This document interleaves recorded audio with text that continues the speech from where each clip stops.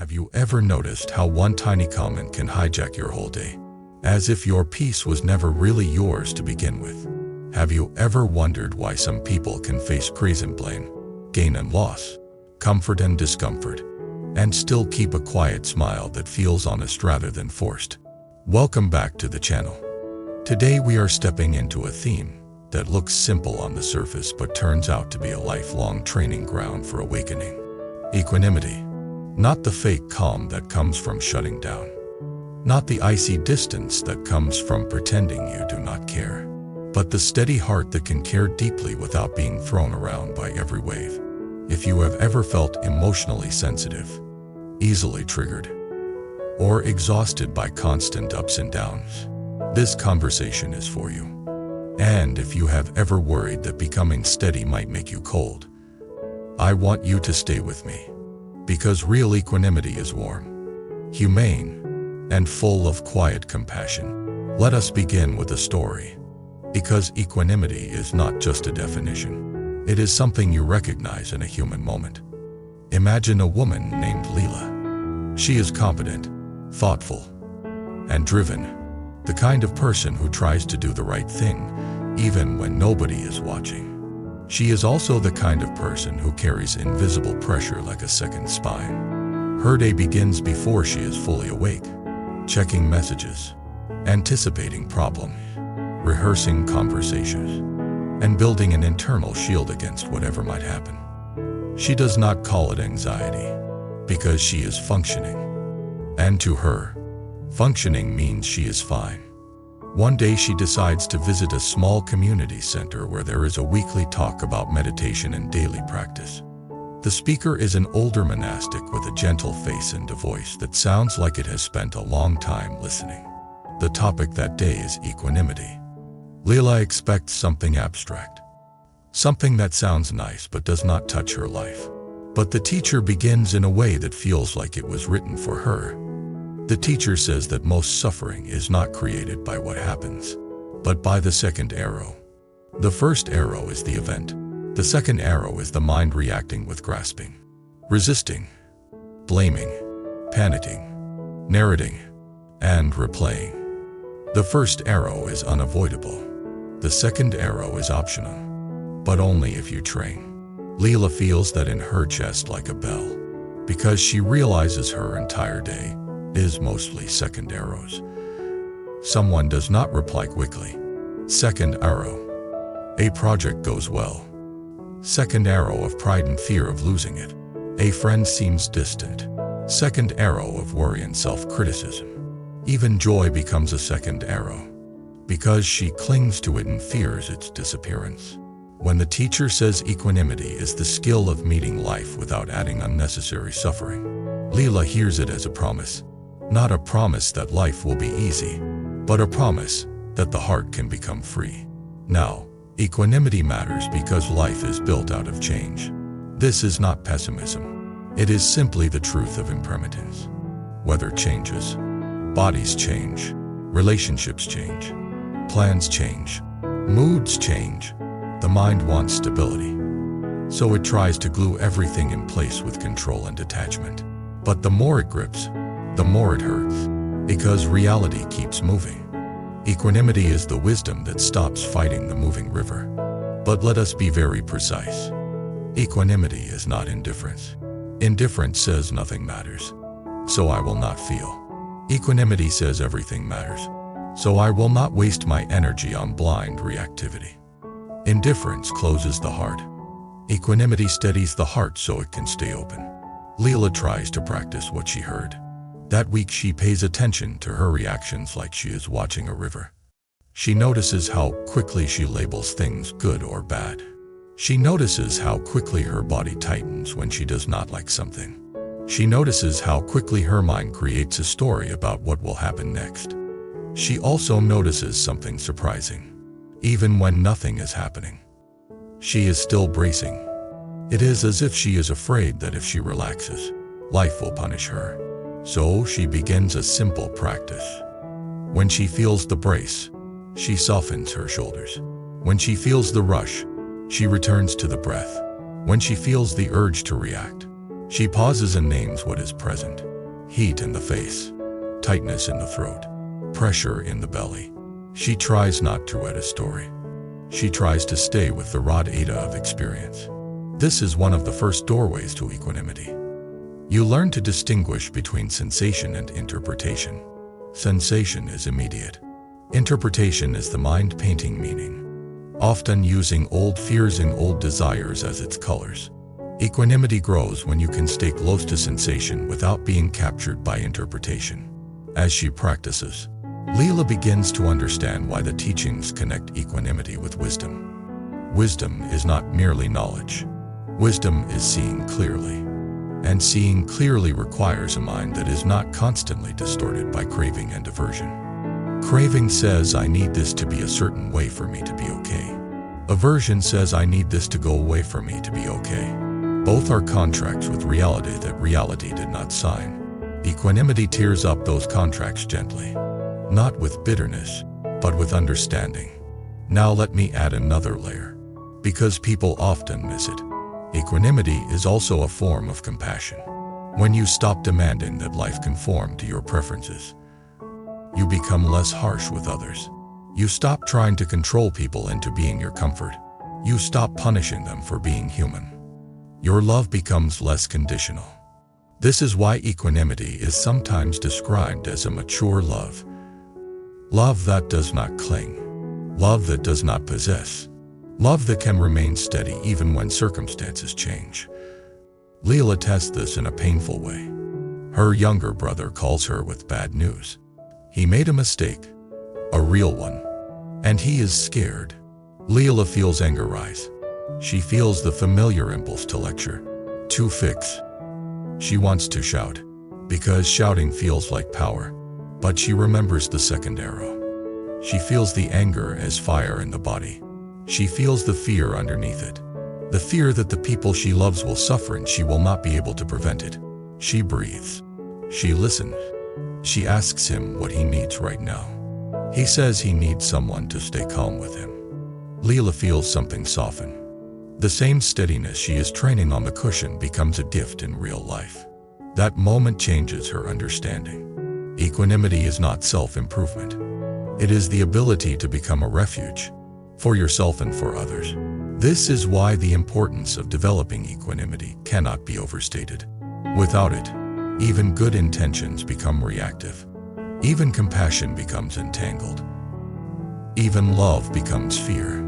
Let us talk about the internal mechanics of why equanimity is so hard. The mind has a negativity bias, shaped by survival. It scans for threats. It remembers pain more vividly than pleasure. It tries to predict outcomes so it can feel safe. This system is not evil. It is ancient. But when it runs your life, it creates constant tension. And tension creates suffering. Equanimity trains a different relationship with that survival system. You do not destroy it. You educate it. You show it, moment by moment, that you can handle discomfort without panic. You show it that you can face uncertainty without collapsing. Over time, the nervous system learns. It becomes less reactive. Your baseline becomes steadier. This training is deeply connected to mindfulness. Mindfulness is knowing what is happening as it is happening, without drifting into autopilot. When mindfulness is strong, you see the moment of reaction as it begins. You see the spark before it becomes a wildfire. Equanimity is what allows you to watch the spark without grabbing gasoline. The traditions often speak about balance in the mind. Too much effort creates strain. Too little effort creates dullness. Equanimity is the middle way that keeps you awake and relaxed at the same time. Awake enough to see clearly. Relaxed enough not to fight reality. Leela begins to notice this in her meditation. Some days she tries too hard to concentrate. Her forehead tightens. Her breath becomes forced. Her mind becomes impatient. She learns to soften, to let attention be steady but gentle. Other days she is tired and sinks into fog. She learns to brighten awareness, to sit with dignity, to feel the breath more clearly. Equanimity becomes the inner teacher that says not to tight, not to loose, Now, there is a misconception that equanimity means you should not have preferences. That is not realistic. You can have preferences and still have equanimity. You can prefer health over sickness, peace over conflict, kindness over cruelty. Equanimity does not erase preference. It removes obsession. It removes the belief that you cannot be okay unless you get what you want. This is where karma and destiny enter in a practical way. Many people think destiny means your life is fixed, and karma means you are being rewarded or punished. But in lived experience, karma is the momentum of habits. It is the way your repeated reaction shape your future mind. If you repeatedly react with anger, your mind becomes quicker to anger. If you repeatedly react with fear, your mind becomes quicker to fear. If you repeatedly react with balance, your mind becomes quicker to balance. That is karma you can see with your own eyes. Equanimity is the ability to interrupt harmful karma and plant new seeds. Every time you pause instead of exploding, you are changing your destiny in a very real sense. Not because the universe is giving you points, but because you are rewiring the causes that create your life. Leela begins to see this in tiny moments. She is in a grocery store line and someone cuts in front of her. Her mind screams. She wants to confront them. Then she notices the bodily surge, the identity story, the need to be respected. She breathes. She chooses not to feed the fire. She speaks calmly if needed, or she lets it go if it is not worth it. She leaves the store with less poison in her body. That is not weakness. That is strength. Strength is often misunderstood as intensity. But in contemplative traditions, strength is steadiness. It is the capacity to remain grounded when the mind wants to run. That steadiness becomes a quiet confidence, not arrogance. Confidence that you can meet what comes. Now let me tell you a different story. Because equanimity is not only tested by unpleasant things, it is also tested by pleasant things. There is a man named Evan. Evan meditates regularly. He experiences peaceful states. He loves how calm he feels after a retreat. He begins to identify with that calm. He begins to think he is becoming spiritually advanced. Then he returns to normal life. Someone criticizes him. He snaps. He surprises himself with how quickly anger appears. This is a common trap. People think equanimity means feeling calm all the time. But equanimity is tested when conditions change. The mind can be calm when everything is calm. That is not yet a deep achievement. Deep equanimity is calm in movement, calm in uncertainty, calm in the presence of triggers. Evan learns a humbling lesson. Pleasant states are impermanent. If you cling to them, you suffer when they fade. Equanimity is the ability to enjoy peace without clinging to it. It is the ability to let peace come and go, like a friend visiting, without demanding that the friend never leave. This lesson is important because it protects you from spiritual materialism, the habit of collecting experiences to build an identity. The mind can turn anything into ego fuel, even meditation. Equanimity keeps you honest. It says, do not cling to the high. Do not fear the low. Stay present. Stay kind. Stay away. Now, some of you might be thinking, if I become too equanimous, will I lose my passion? Will I stop caring? Will I become flat? That fear is understandable, especially if you grew up in environments where emotional suppression was praised. But equanimity is not suppression. Suppression is pushing feelings down. Equanimity is allowing feelings to arise without being controlled by them. In fact, when you stop suppressing, you often feel more. You feel more clearly. The difference is you do not drown. This is why equanimity is sometimes paired with loving kindness and compassion practices. Loving kindness softens the heart. Compassion opens the heart to suffering with the intention to help. Equanimity stabilizes the heart so it does not burn out. These qualities support each other like pillars holding up a roof. Without equanimity, compassion can turn into overwhelm. Without compassion, equanimity can turn into detachment. The balance is the path. Leela begins to practice this balance. When she feels irritated, she does not shame herself. She offers kindness inwardly. When she sees someone struggling, she cares without trying to control them. When she cannot fix a situation, she does what she can and releases the rest. This releasing is not giving up. It is wisdom. The older monastic teacher once said something that stays with her. You are responsible for your actions, not for the entire universe. Do what is skillful. Then, let go. That letting go is equanimity. Over time, Leela realizes equanimity is not a single achievement.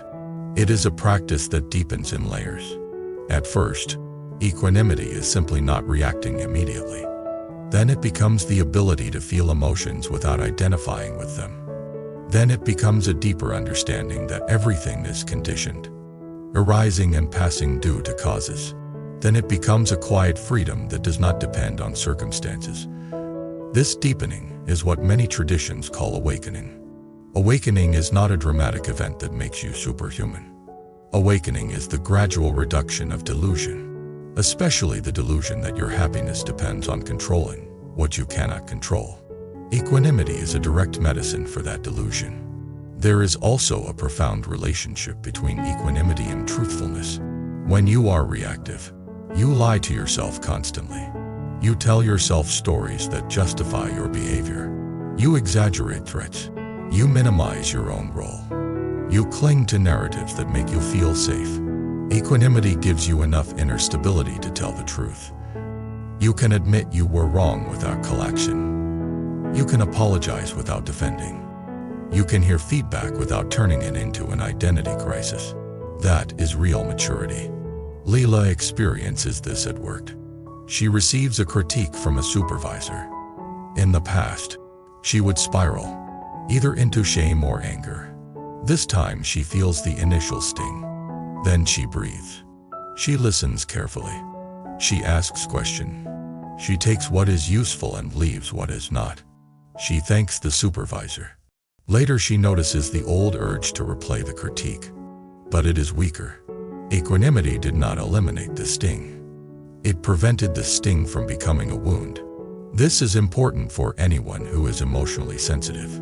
Sensitivity plus reactivity equals suffering.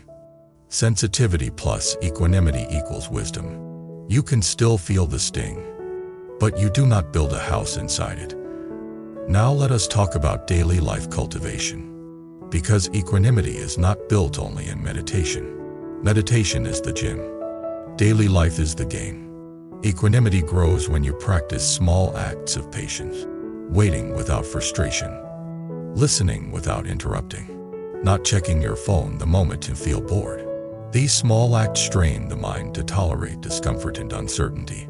They train the mind to not demand constant stimulation. That training becomes inner space. Equanimity also grows when you practice wise restraint with sense doors. This does not mean becoming rigid. It means noticing what you consume and how it affects your mind. If you fill your mind with constant outrage, constant comparison, constant noise, then sitting quietly will feel unbearable. If you simplify your inputs, your mind becomes easier to steady. This is not moralism. It is cause and effect. Leela tries an experiment. She reduces scrolling. She stops reading comments that make her angry.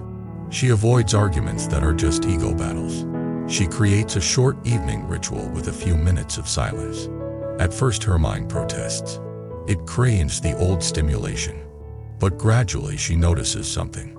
Her sleep improves. Her emotions become less jagged. Her meditation becomes more stable. This is equanimity supported by lifestyle. There is another part people often forget. Equanimity is also built through ethical living. When you act in ways that harm others, your mind becomes restless. You fear consequences. You justify yourself. You carry guilt. When you act with integrity, your mind becomes lighter. Integrity supports calm. Calm supports clarity. Clarity supports equanimity. This is why ancient teachings often connect morality, concentration, and wisdom. They are not separate hobbies. They are a single path. When you live with less harm, your heart has less to hide. When your heart has less to hide, it becomes easier to be steady. When you are steady, it becomes easier to see truth. When you see truth, compassion grows naturally. Leela begins to see how all of this is connected. She notices that when she speaks harshly, her chest tightens afterward. She notices that when she tells the truth kindly, her chest feels spacious.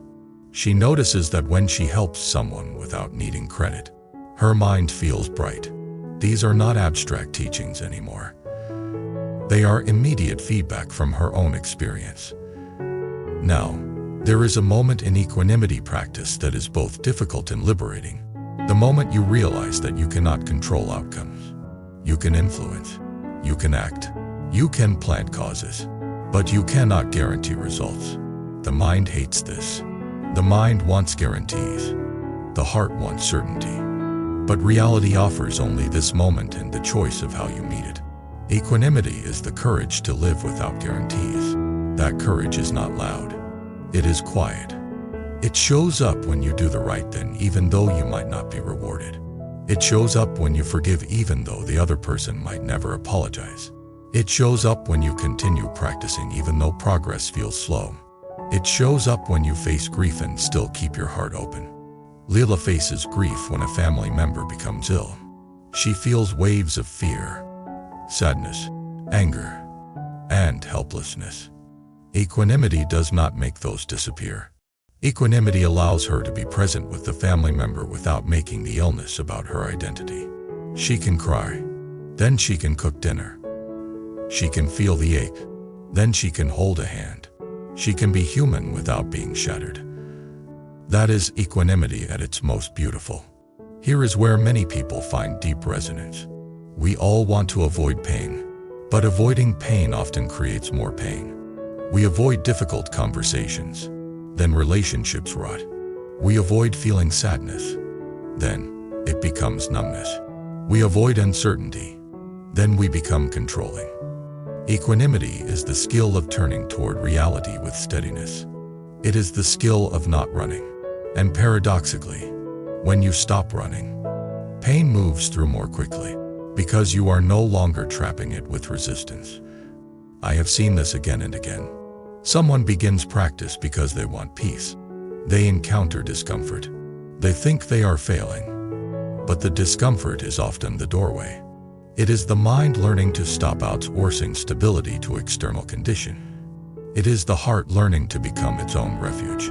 This is why developing equanimity is so important. It is the foundation that allows every other quality to mature. Without equanimity, impulsions can become tense. Without equanimity, compassion can become burnout. Without equanimity, wisdom can become arrogance. With equanimity, everything becomes balanced. You become kinder without becoming naive. You become clearer without becoming cruel. You become stronger without becoming rigid. Now let me bring this to a close in a way that feels personal, the way we do on this channel. If you are listening and thinking, I want that steadiness but I do not know if I can build it, I want you to remember that equanimity is not a personality trait you either have or do not have. It is a skill. Skills grow through repetition. You do not need perfect practice. You need honest practice. You do not need to eliminate emotion. You need to relate to emotions wisely. Start small. When you feel triggered, breathe once before responding. When you feel anxious, feel your feet on the ground. When you feel the urge to control, ask yourself what you are afraid of. When you feel joy, enjoy it without clinging. When you feel sadness, allow it without drowning. Each moment is training. And when you fail, because everyone fails sometimes, let that be training too. Return without self-hatred. Return with humility. Return with compassion. This returning is itself equanimity. Thank you for spending this time with me today. If you have a story of a moment when you stayed steady in a difficult situation, or a moment when you lost steadiness and learned something afterward, share it in the comments. Your experience might be exactly what someone else needs to hear to keep going. If you want more talks like this, subscribe to the channel, like the video, and leave a comment to support the community. Your presence here matters more than you know. Until next time, keep practicing, keep learning, and keep choosing a steady heart in an unsteady world.